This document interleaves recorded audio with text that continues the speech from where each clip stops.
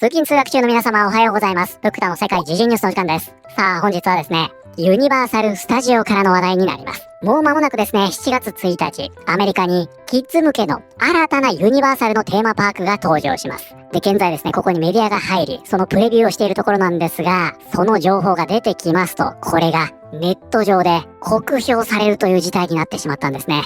本日は一体何が起きているのか、詳しく見ていきたいと思います。この番組は海外のホットな時事ニュースをお届けします。通勤通学のともにちょうどいいチャンネルとなっていますので、ぜひチャンネル登録お願いします。ね、皆さん、チャンネル登録お願いしますね。ということでですね、なんと皆さん本日、テキサスからの話題です。すっかりね、このチャンネルでもおなじみの州となりましたが、本日アメリカテキサス州からの話題で、ここにですね、7月1日、もうほんとね、間もなくです。新たなユニバーサルのテーマパークが登場するんですね。これオープンします。で、このテーマパークというのはですね、キッズ向けに設計されたものとなっておりまして、いわゆる一般的なね、テーマパークとは少し毛色の違うものなんですが、現在、これがですね、ネットで大変な酷評にあってしまっておりまして、想像していたものと違うというような、ジャングリアにも似たようなね、そんな感想というのが続々と寄せられているというような状況になってしまっています。ユニバーサルキッズリゾートのアトラクションがネット上でローステッドということで、早速ですがこちらですね、ローステッドとあります。こちらが本日のキーワードになります。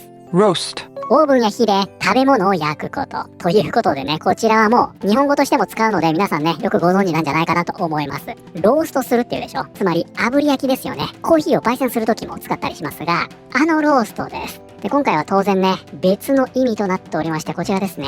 誰かを厳しく批判したり、怒ってきつく非難したりすること。ということで、これね、酷評するという意味になるんですね。で、同じような意味ではですね、スラムというワードもあるんですが、このね、ローストというのは、もう少しね、ネット寄りの言葉になっています。だからニュース記事なんかではどちらかというとスラムが使われることが多いんですが、同じ酷評という意味ですね。叩かれる。そしてこちらのね、ローストというのはもう少しネット寄りで砕けた言い方。このようなニュアンスだと思ってください。ということでこちらは、ユニバーサルキッズリゾートのアトラクションがネット上で酷評されている。ユニバーサルはテキサス州フリスコに新設するユニバーサルキッズリゾートを宣伝するため、多くのいわゆる友好的なメディアを現地に招待している。しかしその反応は同社が期待していたものにはなっていないようだ。このパークの正式オープンは2026年7月1日だが、メディア関係者は一足早くこれを体験する機会を与えられた。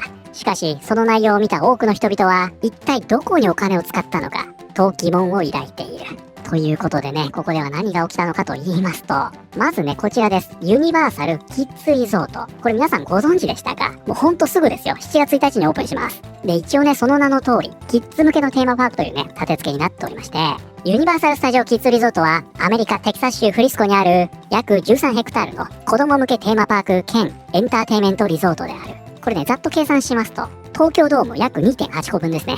このくらいの大きさ。2026年7月1日に開業予定で、ユニバーサル・スタジオ・リゾートとしては6カ所目。アメリカ国内では3カ所目となる。パーク内にはギャビーのドールハウス、トロールズ、シュレック、長靴を履いた猫、ジュラシックワールド、スポンジボブ、怪盗グルシリーズをテーマにした複数のエリアが設けられている。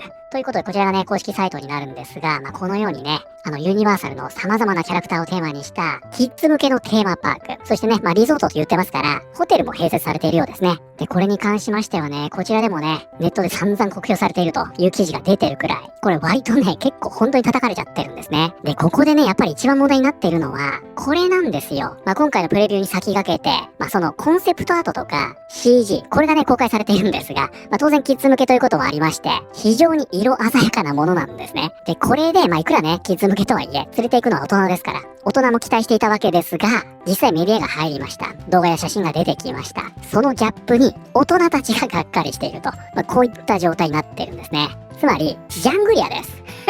ジャングリアね、大丈夫でしょうか？プクタまだ行けてないのでね、本当にプクタが一回行くまでは、なんとか頑張ってほしい。人々がね、笑いにしなくなった時が一番危ないですから、なんとか頑張っていただきたいものですが、つまりはジャングリアのようになってしまってるということなんですね。でね、非常に象徴的なポストというのがこちらでした。これね、今回このプレビューに招待された人が動画を撮ってね、こちらポストしてくれているんですが、こうなんて言うんですか、ここに水が流れて、アメリカこういったアトラクション多いでしょ？こんな感じです。ほら、こうね、丸い船が来まして、これわかります？ここね。で、くるくる回りながら流れていくと。こういったアトラクションなんですが、これもともとね、こちらにあるんですが、はい。先にね、これが公開されていたんですね。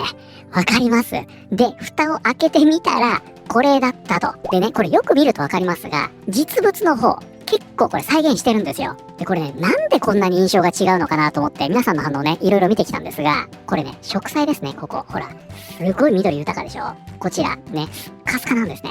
で、コンクリート打ちっぱなしみたいになっちゃってて、このインパクトがね、非常に強かったようです。ネットがね、これを見て、なんだこれはとなってしまったんですね。こちらの写真がね、すごくわかりやすいかもしれない。これほら、わかります？ものすごく殺風景に見えるんですね。イメージ映像的にはね、ここがもうね、緑とか花で埋め尽くされていたわけですが、それがないため、本当にコンクリート剥き出しで、これで本当にオープンするのと言われてしまってるんですね。子供たちは女性とインスタのフィルターに関する衝撃的で重要な教訓を学ぶだろう。コンクリートの部分は黄色や紫、青などで塗装するべきでしょうね。とても寂しく見えます。それにミニオンズなどを使った装飾やモチーフをもっと増やした方がいいでしょう。明らかにこのパークは未完成だ。ユニバーサルに資金的な余裕がないのは理解できるし、エピックユニバースや既存パークの新アトラクションへの投資を優先してほしいとも思う。だが、なぜ新しいパークを作っておきながら、中途半端な仕上がりにするのだろうか。手抜きやコスト削減をしていては、新しいブランドイメージの向上にはつながらない。ね、エピックユニバース開業したばっかりですからね。そっちには注力してほしいけど、わざわざ手抜きのテーマパークをオープンする必要はないじゃないかと。植物は育つのに時間がかかるんだと言いたいところだけど、そもそも植えられてすらいない場所もあるんだよね。これね、植物は育つの時間かかるから、もうちょっと待てばね、コンセプトアートのような状態になると擁護している人実際にいるんですが、そもそもこういったテーマパークって植えてから育てるんでしたっけ？なんかその辺よくわかりませんが、育ってるものを植えるんじゃないんですか？なんか実際ね、こちらディズニーランドも最初は植物が育ってなくてまばらだったんだけど、時間が経ってね、それらが育っていたと、このような指摘をされている方もいますね。で、今ね、こちらの動画も大変話題になっておりまして、こちら、シュレックをテーマにしたアトラクションなんですね。このように、これコンセプトアートですからね。乗り物に乗ってね、こうシュレックをモチーフにした世界観の中を通っていく。こんな感じです。これ屋外のアトラクションですね。で、プクタね、この動画見て思いましたけど、ちょっとね、これもディズニー行かれない方だと、意味のない例えになってしまいますが、これまんまこれです。ディズニーシーのね、ファンタジースプリングスにありますが、フェアリー、ティンカーベルのビジーバギー。これね、ビジーバギーなんですよ。これね、ほら、こんな感じで、屋外のライドになっていて、これはね、ティンカーベルからの見た目を再現している。つまり自分がちっちゃくなったような錯覚に陥る。実際錯覚に陥るようなことはないんですが、もうほんとね、子供向けのライドです。だけどやっぱり違うのは、これね、見ていただくとわかりますが、このビジーバギーはね、こう、緑をちゃんとこの装飾で再現してるんですね。こんな感じになってるんですよ。ほら。ね。こちらがわかりやすいですね。こんな感じです。こういったところを通り抜けていく。もうほんとね、子供向けのアトラクションです。だから、これを一つとっても、やってることは全く同じなんですが、正直ね、非常になんて言うんですか、手作り感があると言いますか、わかります？どことなく漂うデパート感と言いますか、これもね、やっぱり地面がスッカスカでして、ね、ここで植物育ててるんでしょうか。非常にハリボテ感のある印象になってしまってるんですね。それでね、今これリプラン見ていきますと、これですよ。ほら、これが出てきちゃうんですよ。皆さんこちらご存知ですか？これ2024年ですね。チャーリーとチョコレート工場のウィリー・ウォンカのイベントがあったんですね。これね、大炎上しました。こちらですね、ガーディアン2年前の記事になりますが、この写真がね、あまりにもシュールすぎるということで、大変有名になっておりますが、皆さんも見たことあるでしょう、おそらく。このイベントはね、もう本当にひどかったと言われておりまして、もちろんね、返金騒動は序の口。警察が呼ばれるというような事態になりました。で、このウィリー・ウォンカのバービー版をやったのが、以前、こちらの動画で紹介しました。バービーのイベントだったんですね。これもね、もともと出されていたコンセプトの画像と、あまりにもかけ離れていたため、最終的にはマテル社も出てきてね、謝罪すると、こんな事態になってしまったんですね。そして今回、7月1日に、6番目のユニバーサル・スタジオ・リゾートが誕生する。これと比較されてしまってるんですよ。これユニバーサルの新しいテーマパークですよ。なのでこれがね、どれだけ異常事態なのかというのがお分かりになるんじゃないかなと思います。で、この他にもですね、こちらね、アン・ハサウェイ、妊娠したようですね。第3子ということで、年齢も年齢だったんでね、結構話題になってますが、こちらですね、はい。このね、ジュラシックワールドのローラーコースターもあるんですね。で、この動画を見てみますと、やっぱりね、これも同じくディズニーのね、フランダーのフライングフィッシュコースターなんですよ。で、ホテルもね、こちら見ていただくとわかりますが、これ、ほら、舞浜のトイストーリーホテルでしょ。なので、今回のね、キッズ向けのユニバーサルというのは、様々なね、なんていうんですか、キッズ向けの施設やアトラクション、これを寄せ集めたものなんじゃないかと。で、それを低予算で作り、これで比較的入場料が抑えられていて、ワンデーで54ドルでしょ、約55ドル。日本円で9000円弱ですよね。そうするとね、ほとんどディズニーシーと変わらないってことになっちゃいますが、物価が違うんでね。これね、一般的なテーマパークとしてはすごく安い設定なんですね。なので豪華絢爛なね、ザ・テーマパークというよりは、そこまで開発にもお金かけない。ただその代わり、安いですよ。でも子供は大喜びしますよ。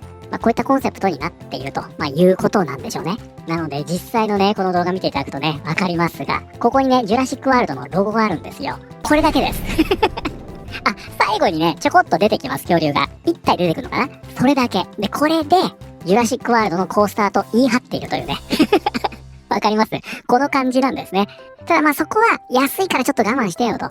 このライドにいる唯一の恐竜。ね。それは言われますよね。最後にね、ここに1体出てくるという。でもね、ユニバーサルがやれば、これはジュラシックワールドなんですよ。皆さんね。あの周辺にはお金も時間もある地元住民がたくさんいるけど、それでもこのパークが長期的に成功するかには懐疑的だ。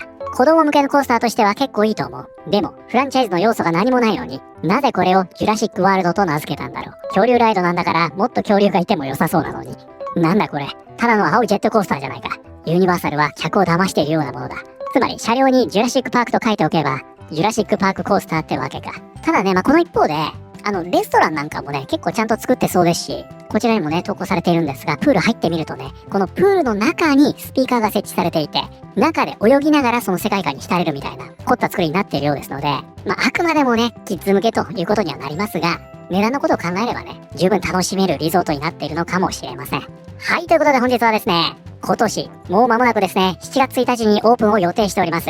世界で6番目のユニバーサルスタジオリゾート、ユニバーサルキッズリゾートがネット上で酷評されているという話題を見てまいりました。いかがだったでしょうか。先ほどもね、入場料について触れましたが、こちらがディズニーですね。ワンで、チケットがね、160ドル台から170ドル台。日本円で2万7000円か。そりゃね、海外から日本に来れば、ディズニーで合流できますよね。皆さん、1日のチケット2万7000円ですよ。12月1月あたりになりますと、約3万円と。で、こちらね、同じくユニバーサルですね。現在最新のエピックユニバースになりますが、やっぱすごいですね。もう軒並みね、180ドル、つまり3万円弱が並んでるというような状況になっているので、これね、10月ついにね、200ドルですよ、ここね。つまり3万2000円ですか。これ入るだけでですからね、皆さん。もしかしたらこれね、アメリカだったらこんなもんなんじゃないの？普通なんでしょと思われる方いらっしゃるかもしれませんが、全然そんなことなくって、これめちゃくちゃ高いって言われてるんですね。どんどん上がってっちゃって。もう普通に行けないんだけどっていうね、もう日本と同じようなこと言われてまして、海外でも。なので、そこに対してのカウンターとして、ちょっとね、内容は若干物足りないかもしれないけど、50ドル台で入れるという、家族向けのリゾートとしては、なんか理にかなってるかなっていう気はしますよね。ということで皆さん、これね、テキサスということですから、バーベキューを食べにテキサスを訪れた際は、ユニバーサルキッズリゾートに行くという選択肢も増えますから、ぜひね、検討してみてはいかがでしょうか。福田はまずね、ジャングリアに行きたいと思います。